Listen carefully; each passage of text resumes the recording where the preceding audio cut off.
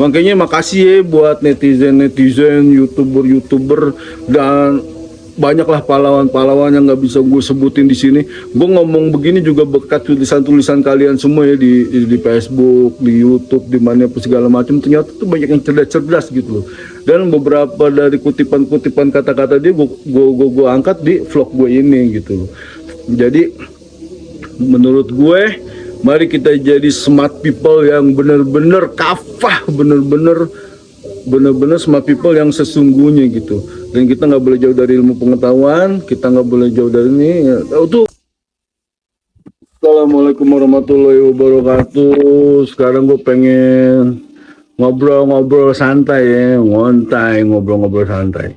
Kemarin waktu gue bikin vlog masalah Habib Umar celingak-celinguk di Ka'bah, nggak ada yang ngenalin apa segala macem. Tapi kalau di Indonesia dia dihormatin banget, ini. Banyaklah muhibin-muhibinnya Habaib tuh pada nyerang gue. Siapa kamu mau disamain dengan Habib Umar? Siapa kamu mau? Gue bukan siapa-siapa, gue cuma manusia yang ngelihat fenomena terus gue cerita gitu loh. Masalah Habib Umar wali apa bukan wali, ya itu kan hak prerogatif gue mau percaya apa kagak. Ya lu nggak bisa mengintimidasi gue. Gue ini manusia yang berpikir bebas ya kan. Gue tuh manusia yang berpikir bebas. Gue manusia yang bisa mencintai orang dengan bebas. Dan gue juga manusia yang bisa membenci kebatilan dengan bebas. Jangan lu paksain kebatilan, terus gue mesti cinta sama kebatilannya, nggak bisa. Nyawa juga gue ini apa segala macam gitu loh. Nah terus ada lagi tuh, kayak beginilah nih kontennya. Habib Umar itu dicium tangannya oleh influencer nomor 1 di Indonesia, youtuber terkenal, yaitu Mas Deddy Corbuzier gitu. Wajar lah, berarti dengan Habib Umar dicium tangannya sama influencer nomor 1 di Indonesia, apakah Habib Umar itu darahnya langsung nyambung ke Rasulullah? Kagak ada hubungannya. Cium tangan sama aliran darah itu kagak ada hubungannya. Yang ada hubungannya itu verifikasi darah itu mengalir ke Rasulullah itu ya urusan tes DNA inilah. Dulu waktu Om Deddy Corbuzier itu berseteru dengan Mario Teguh, waktu anaknya itu Mas Aryo Kiswinar itu tuh mengklaim bahwa dia itu anaknya Mario Teguh, dan Mario Teguh itu nggak mau mengakui Aryo Kiswinar itu anaknya. Om Deddy kan yang memediasikan bahwa gue yang ini urusan tes DNA. Pas di tes DNA ternyata Aryo Kiswinar itu anaknya Mario Teguh. Akhirnya sang motivator itu tuh banyak mengalami masalah deh waktu itu. Itulah urusan yang dulu ya. Nah sekarang kenapa Om Deddy Corbuzier itu mencium tangannya Habib Umar? Karena Om Deddy Corbuzier itu yang gue tahu nih masuk Islamnya itu lewat Gus Miftah. Gus Miftah itu tuh muridnya dari Habib Lutfi bin Yahya. Dan Habib Lutfi bin Yahya itu ya Alawi gitu loh. Jadi wajar lah murid itu membela gurunya. Dan Om Deddy Corbuzier ini ada di tengah-tengah polemik gitu. Antara ngebela guru dan ngebela kebenaran gitu loh. Nah gue tuh masuk salah satu subscribernya Om Deddy ya. Jadi karena gue pengen dibilang smart people ya, gue akhirnya subscribe dong channelnya Om Deddy Corbuzier itu. Bang Deddy lah, umurnya nggak terlalu jauh beda kan sama gue. Tapi setelah gue berpikir ya, gue mesti ngomong ya, kalau kita pengen dibilang smart people, masa kita nggak kenal sih sama yang namanya teknologi tes DNA satu. Terus kedua, yang namanya smart people itu tuh bisa membedakan, yang namanya smart itu bisa membedakan antara benar dan salah ya kan. Nggak ada urusannya. Tapi kalau gue ada di posisinya Deddy Corbuzier, gue juga serba salah. Satu sisi dia guru gue, satu sisinya lagi ini kebenaran. Kalau misalnya gue nggak ngomong masalah ini masalah kebenaran, udah diabaikan aja ya. Misalnya gue ngomong ini masalah kebenaran, mudah-mudahan video ini bisa ketonton nih sama Bang Deddy, ya kan, sama Om Deddy. Jadi gini, smart people itu tuh nggak bakalan bisa mengelak yang namanya smart people itu ngomong itu ngebohongin nih, berbohong apa segala macam. Apalagi smart people itu ngomong berdasarkan hawa nafsu doang gitu. Karena gue pengen begini maka gue akan merekayasa begini-begini. Kalau politikus mungkin, tapi kalau orang yang dibilang smart people itu nggak mungkin kayak begitu, ya kan? Sekarang gini, polemik Nasabin ini udah udah panas ya, udah hampir setahun. Dan gue ngomong sama Pak Kiai sepuh itu semuanya tuh ya polemik begini tuh nggak bakalan berakhir, bakalan ada terus. Di sini ini kalau misalnya dibilang ini masalah, kita itu tuh objeknya. Nah, kita sebagai objek ini nih, kita bisa ngeliat permasalahan ini nggak? Kita pro ke kebenaran, apa kita pro ke kepentingan gitu. Jadi yang namanya berjuang itu tuh pasti pro-nya ke kebenaran gitu. Walaupun tuh di situ jalannya sulit apa segala macam, tapi nanti endingnya akhirnya itu kita bakal yang menang gitu loh. Itu kalau kata kiai sepuh tuh dari yang gue baca kayak gitu. Nah untuk masalah nasab ini nih, harusnya ya influencer nomor 1 di Indonesia itu tuh, bahkan YouTuber paling hebat di Asia ya, harusnya minimal ya jadi mediator lah, jadi mediator, nggak usah pro ke kanan, nggak usah pro ke kiri, jadi mediator, pertemukanlah masalah A, masalah B. Kalau di bidang matematika nggak usah jadi angka, jadi sama dengannya aja, penghubung antara luas kanan dan luas kiri. Mana yang balance? Ntar di situ bakal ketemu yang namanya kebenaran. Sekarang kebenarannya udah terang benderang nih. Udah beberapa orang Habib tuh dites itu Yahudi Askenazi.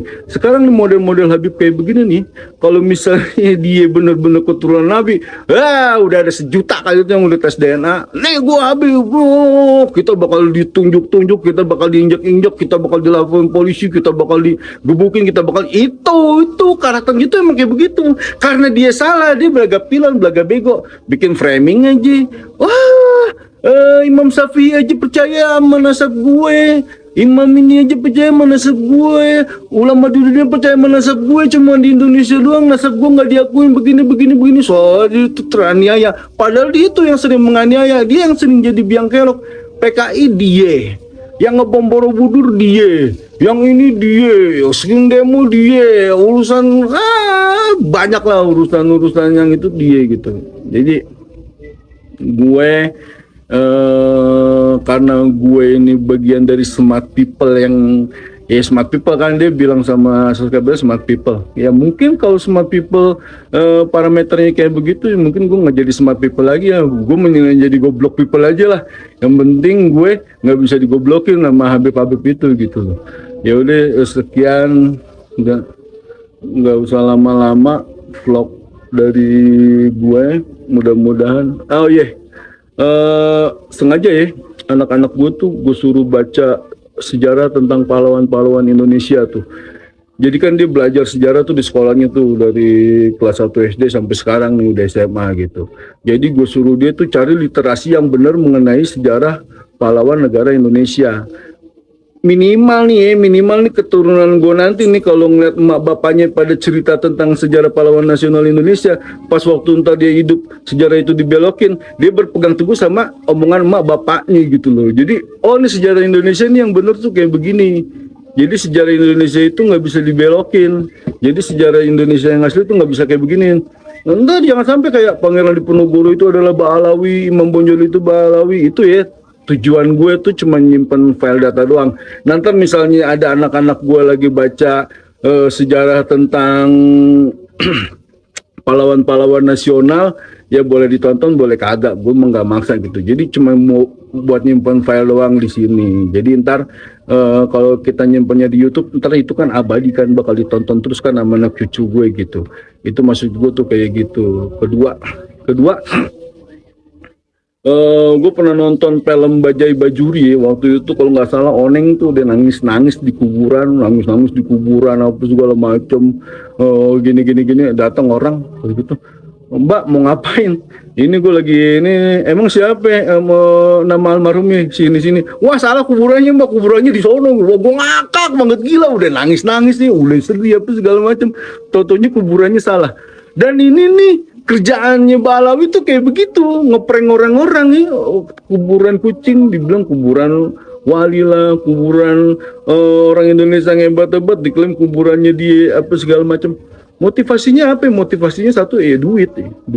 Jadi kalau orang datang ke situ ziarah, nyumbang, ngasih duit, satu duit. Kedua, ntar biar beberapa tahun dari sekarang ini nih, anak cucu kita misalnya yang nggak tahu sejarah ini nih, wah ternyata nih emang Habib ini nih hidup zaman 900 tahun yang lalu sebelum ini kesini gitu kan maksudnya dia gitu, pengen delegalisasi bahwa dia itu tuh emang nenek moyang kita tuh. Jadi nenek moyang kita tuh emang berasal dari sono, dari Yaman apa segala macam.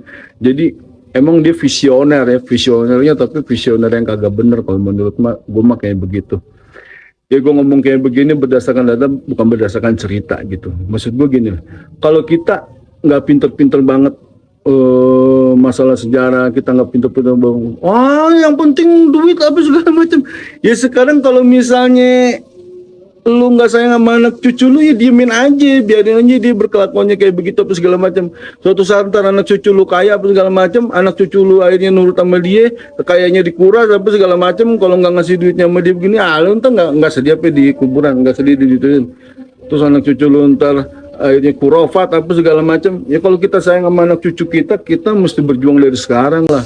Makanya makasih ya buat netizen, youtuber dan banyaklah pahlawan-pahlawan yang nggak bisa gue sebutin di sini. Gue ngomong begini juga berkat tulisan-tulisan kalian semua ya di Facebook, di YouTube, di mana apa segala macam. Ternyata tuh banyak yang cerdas-cerdas gitu loh. Dan beberapa dari kutipan-kutipan kata-kata dia gue angkat di vlog gue ini gitu loh. Jadi menurut gue, mari kita jadi smart people yang benar-benar kafah, benar-benar smart people yang sesungguhnya gitu. Dan kita nggak boleh jauh dari ilmu pengetahuan, kita nggak boleh jauh dari ini. Kemarin ada temen gue tuh Mas Adi tuh di vlognya Gus Puat tuh bercerita ya tentang masalah hukum fisika itu bukan manusia yang menemukan, bukan manusia yang menciptakan. Allah yang menciptakan, tapi manusia yang menemukan. Wah keren, Bang Adi, semoga menjadi youtuber yang istiqomah dan youtuber yang husnul khotimah. Ya husnul. Jadi kita aja. Salam buat Bang Adi dan teman-teman gue yang lain. Assalamualaikum warahmatullahi wabarakatuh.